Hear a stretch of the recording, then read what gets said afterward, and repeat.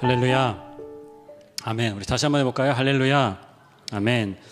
우리 오늘부터 요한계시록 설교 시리즈를 4번을 하려고 합니다. 우리 큐티 본문이 이번 달에 요한계시록이고요. 아마 그 본문대로 따라가지는 못하겠지만 다른 페이스로 가겠지만 끝에 가면 같이 만날 거라고 생각하고 있습니다. 제가 이 계시록 설교를 준비하면서 제 스스로 그런 생각을 했습니다. 야, 참 겁도 없다. 감히 요한계시록을 설교를 4번을 한다고 하다니. 여러분 무슨 말인지 아시죠? 가장 오해되는 말씀이고 그 요한계시록 중간에 보면 요한이 보는 환상들이 나와요. 그런 부분을 읽어도 이해가 안 돼요. 무슨 말인가 이게 도대체. 환상적으로 어렵죠. 환상적으로 난해해요. 그리고 한편으로는 우리 기독교 역사 가운데 가장 많이 오해받아온 말씀이 요한계시록입니다. 이단들이 일어나는 것을 보면 이단들이 가장 좋아하는 성경이 요한계시록이에요. 내가 그다. 내가 오실 그분이다 라고 이야기하면서 새로운 세상을 이야기하고요. 그러다 보니까 교회 공동체에서 요한계시록을 설교하는 것이 조금 무서운 일이 됐어요. 터부시 되고 있어요. 오히려 그 틈을 파고들면서 이단들이 집중적으로 요한계시록을 이야기하고 있다는 생각도 듭니다. 한편으로는 우리의 상황이 지금 이 초대교회 요한계시록을 받았던 그 공동체의 모습과 비슷하다는 생각도 했습니다. 우리 세상에는 종교적인 박해는 없지요. 우리는 자유로운 나라에 살고 있어요. 미국은 수정헌법 1조가 뭔가요? 종교와 교회는, 그러니까 교회와 정부는 분리된다라는 것이 수정헌법 1조예요. 우리는 종교의 자유를 가진 나라에서 자유롭게 믿으면서 살고 있어요. 그럼에도 불구하고 우리가 살아가는 현실이, 개인적인 현실이, 또 교회적인 현실이, 사회적인 현실이 초대교회 성도들이 살았던 그 시대처럼 어둡고 춥고 외롭다는 생각을 합니다. 복잡하고 혼란스럽고 두렵다는 생각을 합니다. 주 예수여 속히 오시옵소서라는 고백으로 이 계시록이 끝나거든요. 우리도 그 간절한 기도를 드리면서 살아요. 주 예수님 속히 오시옵소서. 우리 가정에 임하시고 우리 가정을 다스려 주시고 내 미래에 임하시고 다스려 주시고 우리 세상을 평화의 왕으로 오셔서 다시 정의와 평화가 있는 곳으로 만들어 주옵소서. 우리 안에도 이런 간절한 기도가 있어요. 주 예수님 속히 오시옵소서. 게다가 오늘 그 대강절 첫 번째 주일이거든요. 이제 성탄절을 우리가 기다리는 절기에 돌입했어요. 그래서 주님을 바라고 기다리는 마음으로 이 계시록의 말씀을 읽었으면 합니다. 오늘 1절에 이렇게 말씀합니다. 이것은 예수 그리스도의 계시입니다. 이게 첫 문장입니다. The revelation of Jesus Christ. 이게 첫 문장이에요. 여기에 계시라는 말은 감추어졌던 것이 드러나는 것을 이야기합니다. 미시건주에 가면 거기 자동차 공장들이 큰 게 많잖아요. 그래서 새로운 모델 자동차들이 나올 때 공장에서 테스트를 합니다. 그리고 나서 이 차들을 도로에서도 주행을 해봐야 돼요. 혹시 문제는 없는지, 돌발 상황 같은데 잘 대비가 되는지 주행을 합니다. 그런데 어떤가요? 이게 새 차잖아요. 아직 발표를 안 한 차다 보니까 사람들이 보고 저게 지금 새로 나오는 익스플로러가 저렇게 생겼나 봐 생각을 할 거 아닙니까? 그래서 그 익스플로러 새로 나오는 차에다가 얼룩덜룩한 가죽을 덮어가지고, 아셨어요? 그 가죽을 덮어서 시운전을 하게 다닙니다. 그래서 미시건에 가면 그 새로운 자동차들 그 시운전을 하는 것만 사진을 찍어서 돈을 버는 파파라치들이 있대요. 그 자동차들만 찍어가지고. 계시라는 말이 이런 말입니다. 모터쇼에 가서 자 이제 익스플로러가 처음 나왔습니다. 2025년식 짜잔. 그때 그 천을 벗기는 순간이 계시라는 뜻입니다. 우리가 연극이나 오페라 같은 데 가보면 커튼을 쳐놓잖아요. 그리고 그 막이 시작될 때 커튼을 걷죠. 그리고 1막이 시작되고 1막이 끝나면 커튼이 다시 닫히고, 그래서 우리가 막이라고 하는 거 아닙니까? 2막, 3막. 계시라는 말은요, 지금 이 시대가 끝났다는 말입니다. 지금 이 세상의 질서가 끝나고 새로운 시대가 열린다. 1막은 끝나고 2막이 시작된다라는 뜻이에요. 지금은 그리스도인들이 로마의 박해 아래에서 고통을 당하고 있어요. 믿음을 가졌다는 이유만으로 잡혀가고 죽고 차별당하고 왕따당하고 놀림받고 그런 시대예요. 하나님의 통치가 보이지 않습니다. 예수님이 우리의 왕이라고 고백은 하는데 그분의 통치가 잘 보이지 않아요. 로마 황제의 주먹, 로마 황제의 칼은 잘 보입니다. 확연히 보여요. 그런데 예수님의 통치는 희미합니다. 요한이 뭐라고 하느냐? 그 1막이 끝나고 이제 새로운 막이 계시되었다. 새로운 시대가 온다라고 이야기하는 거죠. 그러니까 이게 왜 이단 종파들이 왜 계시록을 좋아하는지 알겠죠. 이전의 세상의 질서는 끝났고 새로운 질서가 온다. 이런 얘기를 하는 거예요. 그 마틴 스콜세지 감독이 연출한 사일런스라는 영화가 있습니다. 일본의 소설가 중에 엔도 슈사쿠라는 사람이 침묵이라는 소설을 썼어요. 근데 이 엔도 슈사쿠가 기독교인이었습니다. 그리고 신앙에 대한 여러 가지 책을 썼어요. 그런데 그 소설을 읽어보면 그 일본 특유의 우울함 있죠. 뭔가 이게 짠하고 마음이 아프고 그런데 잘 설명을 못하겠는 그런 것들을 잘 표현하는 작가입니다. 마틴 스콜세지 감독이 엔도 슈사쿠의 침묵이라는 책을 읽고 너무 좋아서 영화로 만든 게 사일런스라는 영화예요. 2016년에 나왔고요. 영화는 되게 재미가 없고 지루합니다. 굳이 보지 않으셔도 될 것 같아요.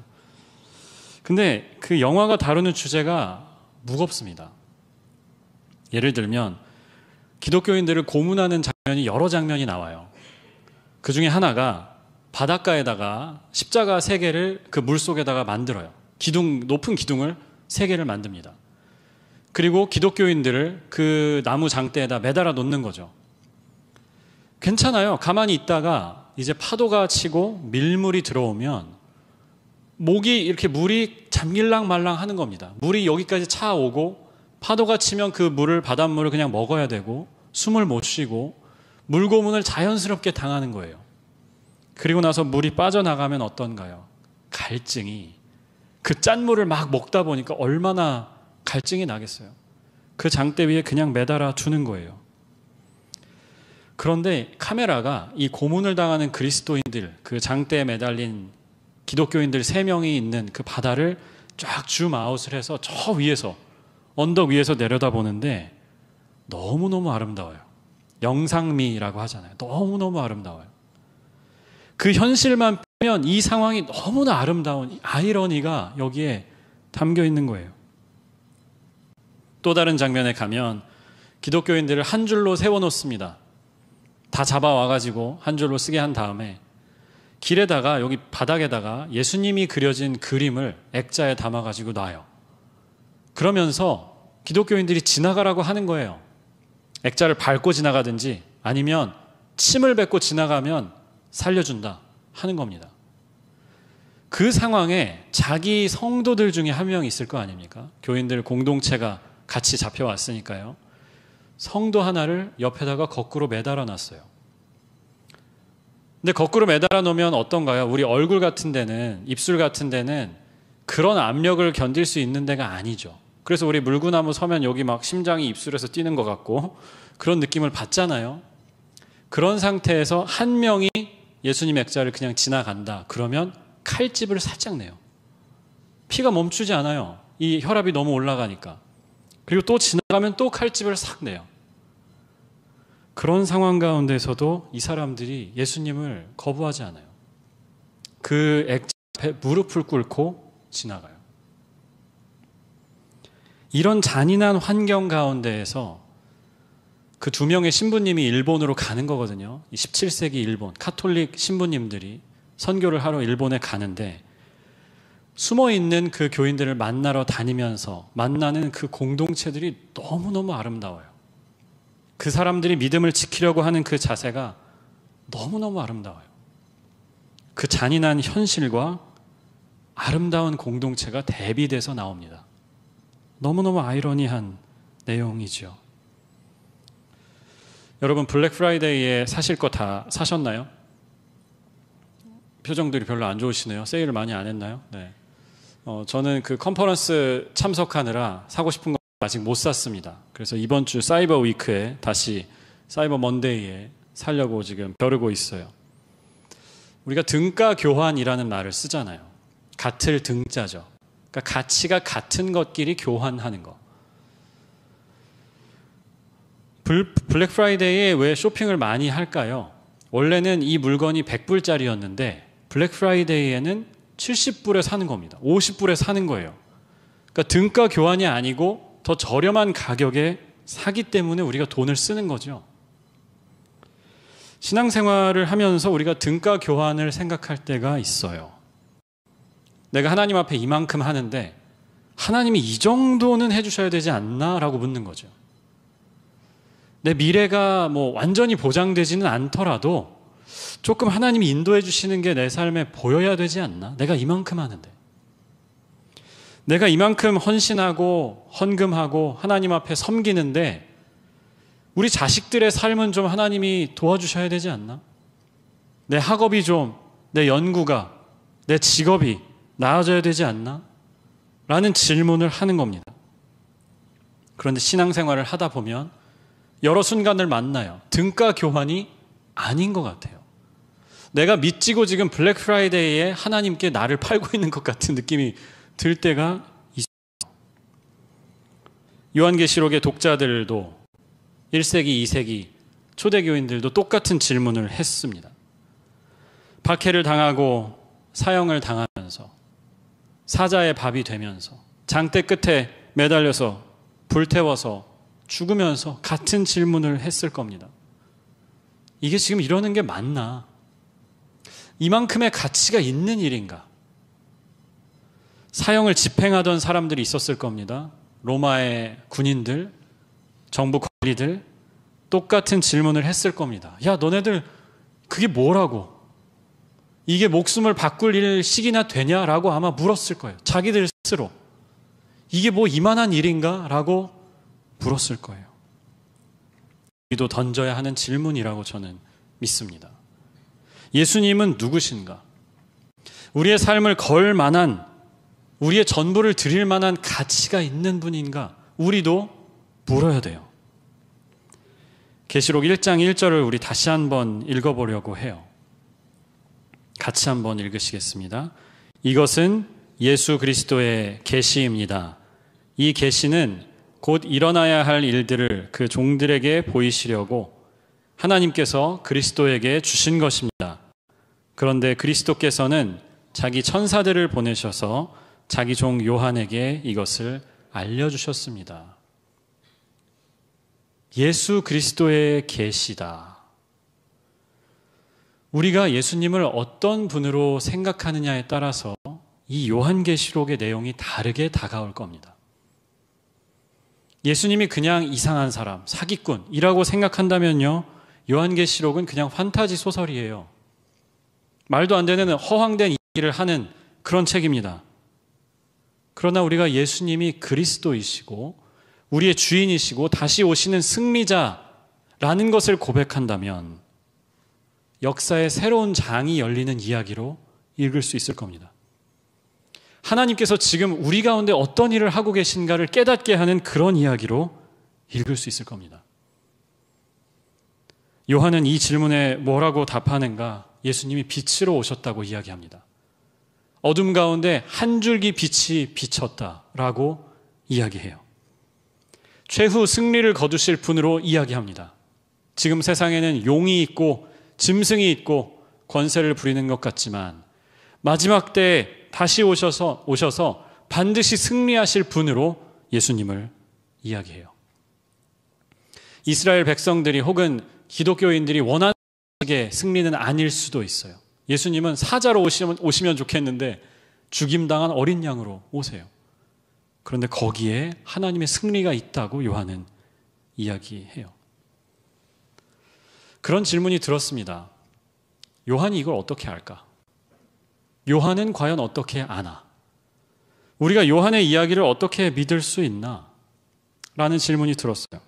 초대교회 교인들은 어떻게 이 이야기를 사실로 믿었을까? 하나님의 말씀으로 받았을까? 저는 요한이 하나님과 맺고 있었던 친밀한 관계에 그 답이 있다고 생각합니다. 요한이 어떻게 아는가? 예수님을 계속 만나고 있었어요. 예수님의 말씀을 계속 듣고 있었습니다. 예수님이 보여주시는 것들을 보고 있었어요.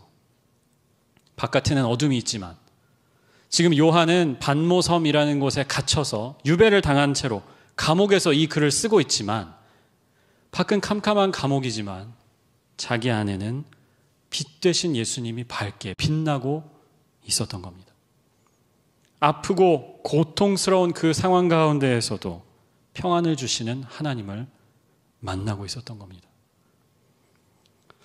제가 시카고 와서 느끼는 건데 참 다양한 용품이 있는 것 같아요. 추위를 막아주는 그런 용품들. 테네시에는 그런 게 없었어요. 뭐 발열 조끼 같은 거. 배터리가 있어가지고 버튼을 누르면 여기가 다 열이 나요. 그런 것도 있고 신발에 넣는 것도 있더라고요. 발이 시리니까 장갑도 이 버튼을 누르면 불이 켜지는 그런 장갑들이 있더라고요. 마치 그런 것처럼 이런 걸 하나 켜놓고 밖에 나가면 밖에 추운 게 뭔 상관이겠어요. 그렇죠? 내 안에 이 따스함이 있는데 꺼지지 않는 따스함이 있는데 밖에 추위가 무슨 상관이겠어요.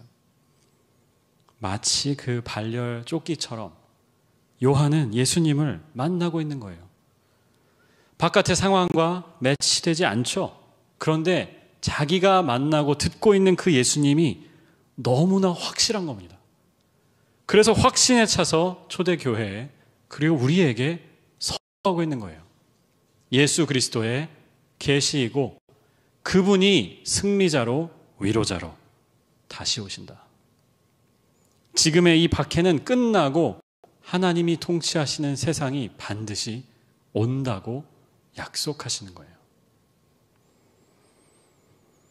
예수님이 누구신가에 대한 정확한 답을 얻으려면 올바른 자리에서 질문을 해야 된다는 생각이 들어요.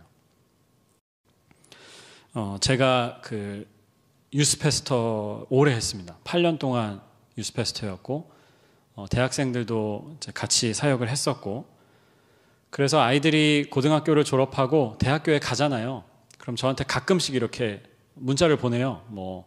해피 땡스기빙 이번 주에도 몇 명한테 받았고 성탄되면 또 연말연시에 메시지를 받고 그런데 어느 날은 보통 이제 한 4월쯤 기말고사의 파도가 몰려올 때쯤 그리고 11월 말쯤 주일 아침에 일어나면 텍스트가 와 있어요. 새벽 2시 34분에 발송된 텍스트. 그러니까 주일 아침이죠. 주일 새벽 2시 34분에 발송된 텍스트가 와 있어요. 근데 뭐라고 하느냐? 자기가 결론을 내렸답니다. 하나님은 없대요. 하나님은 안 계신 것 같고 계신다 하더라도 내 삶과 아무 상관이 없다. 하나님은 내 삶을 전혀 케어해주지 않으시고 나를 지켜주지 않으신다.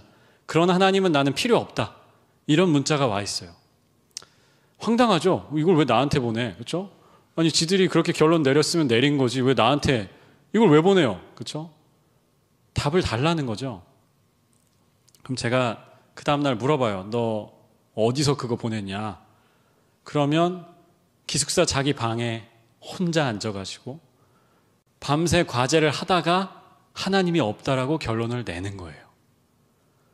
거기서 질문을 하면 여러분 그 답밖에 안 나옵니다. 그러니까 답을 정확하게 찾은 거예요. 다만 질문을 이상한 데서 한 겁니다. 교회는 얼마나 갔니? 물어보면 2달 동안 교회를 안 갔대요. 교회 학교 안에 캠퍼스 미니스트리도 있고 캠퍼스 사역들이 많이 있잖아요. IVF라든지 이런 사역들이 있는데 그런 데라도 한번 평일에 예배가 있을 텐데 가봤니? 안 가봤어요. 지난 2달 동안 교회 한 번도 안 가보고 성경도 한 번도 안 읽고 기도도 안 하다가 갑자기 2시 반에 주일 아침 2시 반에 계시를 받는 거죠. 나의 새로운 시대, 그 디컨버전이라고 하죠. 회심을 거꾸로 하는 거. 하나님은 없다. 이제 내 삶의 주인은 나다라고 하는 게 일어나는 거예요. 우리가 이 질문을 어디에서 해야 하는가? 예수님이 누구신가? 내 삶과 어떤 상관이 있는가? 그 질문하는 자리가 어디인가가 중요합니다. 우리가 예배에 나왔잖아요. 찬양하고 말씀 듣고 기도하고 이 자리에서 이 질문을 던지면 바른 답이 나옵니다. 하나님이 살아계시고 내 삶을 지켜주시고 내 삶의 구원자가 되신다라는 답이 똑바로 나와요. 그런데 이상한 데서 질문을 하기 시작하면 엉뚱한 답이 나오는 거예요. 사랑하는 여러분, 우리가 예배하는 이 자리에서 바른 답을 찾아야 할 줄을 믿습니다. 내 삶을 구원하시는 주님, 내 삶에 위대한 계획을 갖고 계신 주님, 내 삶을 인도하시는 주님, 그리고 여기 교회에 와서요, 우리 공동체 가운데 역사하시는 그 주님을 만나는 겁니다. 보는 겁니다. 내가 혼자 살 때는 몰랐는데 같이 교회에 다니다 보니까 아, 주님이 진짜 살아계시구나. 저분을 보니까 확실히 살아계신 것 같아요. 우리가 여기 같이 모이는 거예요. 그 역사를 봐야 돼서, 느껴야 돼서 여기에 모이는 겁니다. 사랑하는 여러분, 우리가 계시록을 이번 달에 계속 읽어갈 겁니다. 그러면서 이 질문을 계속 던질 거예요. 예수님은 누구신가? 올바른 자리에서 그 질문을 던지는 우리가 되기를 소망합니다. 예배하는 자리에서, 공동체와 하나 된 그 자리에서, 하나님이 역사하시는 그 자리에서 그 질문을 던지고 바른 대답을 얻는 저와 여러분이 되기를 주님의 이름으로 축복합니다. 기도하겠습니다.